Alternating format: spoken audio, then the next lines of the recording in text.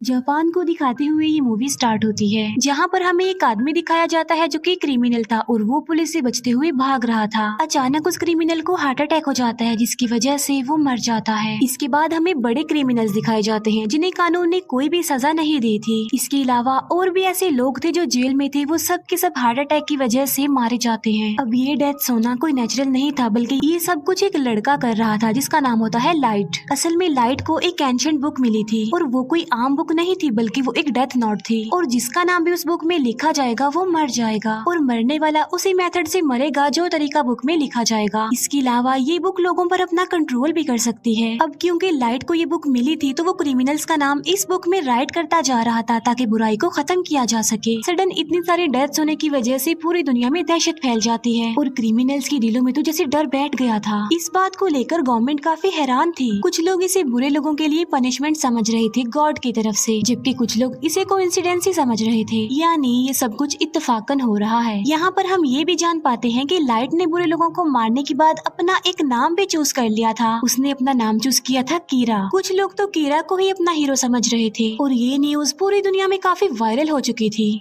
इसके बाद हमें लाइव न्यूज पर एक क्रिमिनल दिखाया जाता है जिसने एक फैमिली को प्रिजनर बना लिया था। लाइट समेत सभी लोग इस न्यूज को देख रहे थे। लाइट के हाथ में उस वक्त वो डेथ नोट भी थी। थोड़ी देर के बाद ये न्यूज दिखाई जाती है कि अचानक से उस क्रिमिनल की डेथ हो गई है। कीरा यानी लाइट इस पार्ट में भी एक स्टूडेंट ही दिखाया गया है जो कि लॉ का स्टूडेंट है। कीरा की एक बेस्ट फ्रेंड होती है जिसका नाम होता है मीसा और उन दोनों का रिलेशनशिप काफी अच्छा था। कॉलेज में लाइट मीसा को अपने बारे में बताता है कि एक रात में एक बार में गया और उस बार में क्रिमिनल्स भी थे, यानी किलर, चोरी करने वाले एक्सेट्रा। लाइट वहाँ पर कुछ क्रिमिनल्स की बातें सुनता है जो क्राइम करने के बावजूद भी खुश थे क्योंकि उन्हें सजा नहीं हुई थी और वो क्रिमिनल्स लाइट के साथ भी मिसबिहेव करते हैं, लेकिन लाइट चाहते हुए भी उनका कुछ नहीं कर सकता था और फिर बेबस लाइट बार से बाहर आ जाता है और वो अपनी लॉ की बुक को फेंक देता है, ये सोचते हुए कि ये बुक बेकार है, उसके किसी काम की नहीं, क्योंकि इस बुक के होने के बावजूद भी वो किसी को इंसाफ नहीं दिला सकता था। लेकिन उसकी लाइफ उस वक्त पलट जाती है जब उसे ये डेथ नोट मिलती है और ये बुक लाइट को एक जमीन पर पड़ी हुई मिलती है और हैरत की बात तो ये है कि बुक के अलावा हर तरफ बारिश पड़ रही थी। इसके बाद लाइट उस बुक को लेकर घर आ जाता है। लाइट अपनी फ्रेंड मीसा से ये सारी बातें शेयर कर रहा था, लेकिन मीसा को वो बुक के बारे में नहीं बताता क्योंकि लाइट किसी से भी अपना ये सीक्रेट शेयर नहीं करता था। लाइट को जब ये बुक मिली थी तब वो इसकी रियलिटी के बारे में कुछ नहीं जानता था कि ये बुक, ये डेथ नोट आखिर है क्या। लेकिन लाइट इस बुक के रूल्स पढ़ लेता है, यानी रूल्स के अकॉर्डिंग जिसका नाम इस बुक पर लिखा जाएगा वो मर जाएगा। इसके अलावा नाम लिखने का मेथड, मौत आने का मेथड सब मेंशन होते हैं उस पर। फिर लाइट टीवी पर एक क्रिमिनल के बारे में न्यूज देखता है, तब वो इस बुक को चेक करने के लिए उस क्रिमिनल का नाम इस बुक में लिख देता है। इसके बाद रात गुजर जाती है और सुबह को हम लाइट को देखते हैं जो कि न्यूज़पेपर पढ़ रहा होता है। वो देखता है कि जिस क्रिमिनल का नाम कल रात उसने डेथ नोट में लिखा था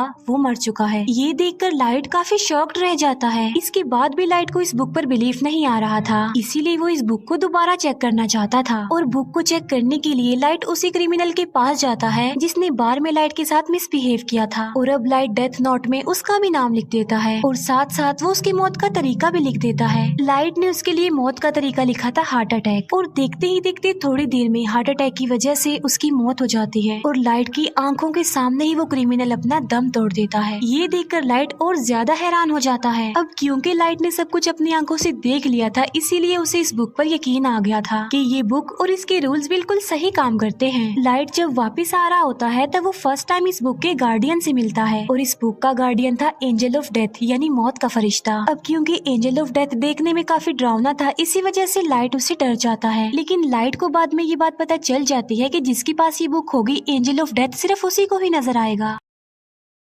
एंजल ऑफ डेथ लाइट को सारी बात डिटेल में समझाता है। फिर हम जापान के कुछ पुलिस ऑफिसर्स को देखते हैं जो इन अचानक हुई डेथ्स पर बात कर रहे थे। पुलिस भी ये बात नोटिस करती है कि मरने वाले सिर्फ क्रिमिनल्स हैं। इसके अलावा पुलिस के जहन में और बहुत सारी बातें आ रही थी कि आखिर ये कीरा चाहता क्या है, क्या सच में एग्जिस्ट करता भी है या नहीं। और कीरा कोई हीरो नहीं है बल्कि वो एक क्रिमिनल है, क्योंकि जो कुछ भी हो रहा था वो भी तो एक क्राइम ही था ना। इसके बाद हमें लाइट के फादर दिखाए जाते हैं जो कि एक डिटेक्टिव थे और वो ही इस केस को हैंडल कर रहे थे और उनका मिशन था कीरा तक पहुंचना, क्योंकि कीरा किसी के भी कंट्रोल में नहीं था और सबको बेमौत ही मारता जा रहा था और ऐसा करते करते तो वो सबको ही मार डालेगा। लाइट के फादर अपने सीनियर्स को कहते हैं कि ये केस काफी कॉम्प्लिकेटेड है, इसीलिए इस केस को स्टडी करने के लिए एक इंटेलिजेंट डिटेक्टिव हमारी हेल्प करेगा और इस डिटेक्टिव का नाम है एल, जो कि लाइव इस केस को हैंडल नहीं करेगा बल्कि सिर्फ इंटरनेट के थ्रू ही उन लोगों की आपस में बात होगी। एल का असली नाम ना तो कोई जानता था और ना ही किसी ने उसकी शक्ल देखी हुई थी। यहाँ पहले ही एल ने कीरा के बारे में काफी इन्वेस्टिगेशन की हुई थी, जिसमें एल को काफी सक्सेस भी हुई। पहले तो कीरा पर कोई भी बिलीव नहीं करता था, लेकिन फिर एल ने सबको दिखाया कि जितनी भी डेथ्स हो रही हैं वो नेचुरल नहीं है, क्योंकि हर साल की निस्बत इस साल काफी ज्यादा लोगों की डेथ्स हुई थी और मोस्टली लोग हार्ट अटैक की वजह से ही मारे गए। और हैरत की बात तो ये है कि जो लोग हार्ट अटैक की वजह से मारे गए वो मेडिकली बिल्कुल नॉर्मल थे। लाइट को अपने पास इस बुक को रखे काफी टाइम हो गया था और लाइट इस बुक की वजह से काफी इंटेलिजेंट भी हो गया था। फिर हम देखते हैं एंजल ऑफ डेथ और लाइट को, जो कि एक दूसरे के काफी क्लोज थे, हर वक्त साथ रहते थे। क्रिमिनल्स को मारकर लाइट का कहना था कि वो फ्यूचर बदल देगा, यानी फिर दुनिया में कोई क्राइम नहीं होगा अगर क्रिमिनल्स मर जाएंगे तो। फिर तभी हम न्यूज पर देखते हैं कि एल सबके सामने आ जाता है, जहाँ पर वो कीरा को डिस्कस कर रहा होता है कि कीरा कोई हीरो नहीं है बल्कि वो एक किलर है और हम जल्द से जल्द कीरा को पकड़ लेंगे। ये बातें सुनकर लाइट को काफी बुरा फील होता है और इसीलिए वो एल को अपने रास्ते से हटाने के लिए और सबको ये बताने के लिए कि कीरा से टक्कर कोई अच्छी बात नहीं है, तो वो उस डेथ नोट में एल का नाम लिख देता है। और ऐसा होते ही टीवी वाले एल को अटैक हो जाता है और वो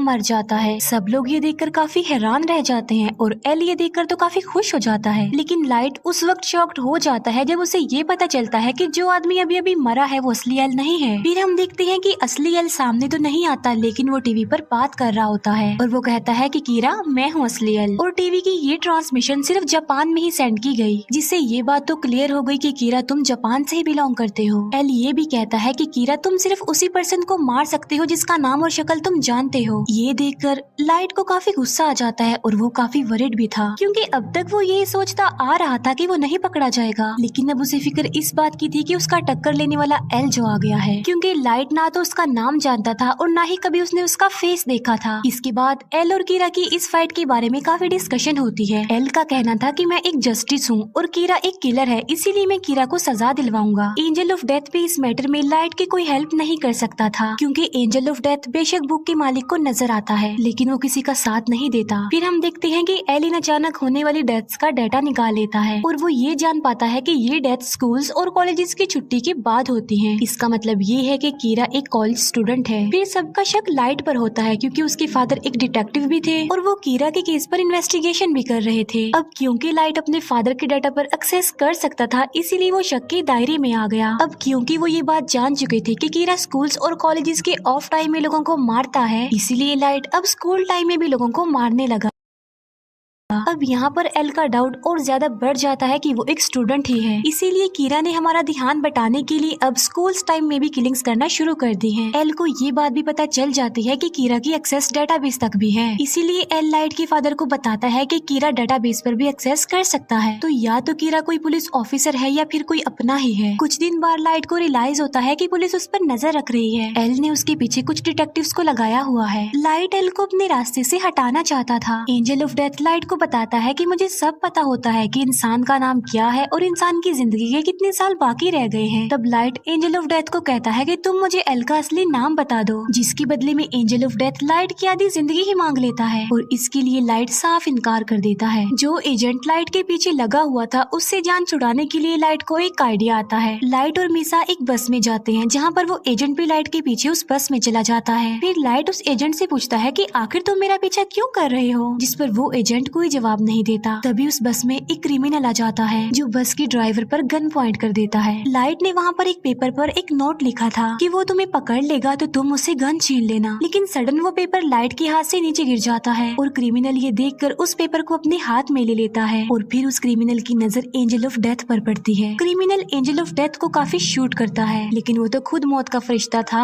इसीलिए उसे कुछ नहीं होता। ये देखकर वो क्रिमिनल डर जाता है, इसीलिए वो बस रोक कर वहाँ से भाग जाता है। लेकिन एक कार उस क्रिमिनल को हिट कर देती है जिससे वो मर जाता है। ये सब कुछ लाइट के प्लान के मुताबिक हुआ था क्योंकि वो उस FBI एजेंट का नाम जानना चाहता था। इसके बाद लाइट उस एजेंट को कह देता है कि अब तुम मेरा पीछा मत करना। फिर हम उसी FBI एजेंट को देखते हैं जो कि अपनी वाइफ के साथ होता है। अब लाइट क्योंकि काफी इंटेलिजेंट था इसीलिए उसने इन एजेंट से जान छुड़वाने के लिए एक चाल चली थी। वो एल को तो मार नहीं सकता था, इसीलिए वो उन लोगों को मारना चाहता था जिन्हें एल ने हायर किया था। इसीलिए अपनी किलिंग्स का आगाज वो उस FBI एजेंट से करता है। लाइट उस FBI एजेंट से सब एजेंट्स के नाम ले लेता है जो जो एजेंट्स इस केस में शामिल थे। लेकिन थोड़ी देर बाद ही उस FBI एजेंट की मौत हो जाती है और वो मौत भी हार्ट अटैक की वजह से ही होती है क्योंकि लाइट उस FBI एजेंट को जिंदा रखना नहीं चाहता था, इसीलिए उसने उसको मौत दे दी। अब यहाँ पर सवाल ये उठता है कि अगर कीरा हीरो है तो फिर वो अच्छे लोगों को क्यों मार रहा है। इसके बाद सब FBI एजेंट्स एक एक करके मारे जाने लगे। ये बात एल तक भी पहुँच जाती है और इस वजह से सब पुलिस ऑफिसर्स काफी डर जाते हैं क्योंकि उन्हें लग रहा था कि कीरा के हाथों एक ना एक दिन वो भी मारे जाएंगे। बहुत सारे पुलिस ऑफिसर्स तो इस केस को अधूरा छोड़कर ही चले जाते हैं। अब क्योंकि पुलिस के पास और कोई भी ऑप्शन नहीं बचा था इसीलिए वो एल को कहते हैं कि हम आपसे मिलना चाहते हैं। फिर सब पुलिस ऑफिसर्स एल से मिलने जाते हैं। यहाँ पर हमें फर्स्ट टाइम एल दिखाया जाता है जो कि बिल्कुल यंग था और किसी बच्चे की लुक दे रहा था और एजेंट तो वो कहीं से भी नहीं लग रहा था। फिर हम देखते हैं कि उस एजेंट की वाइफ भी अपने हस्बैंड की मौत पर इंक्वायरी कर रही है और वो मीसा से भी मिलती है।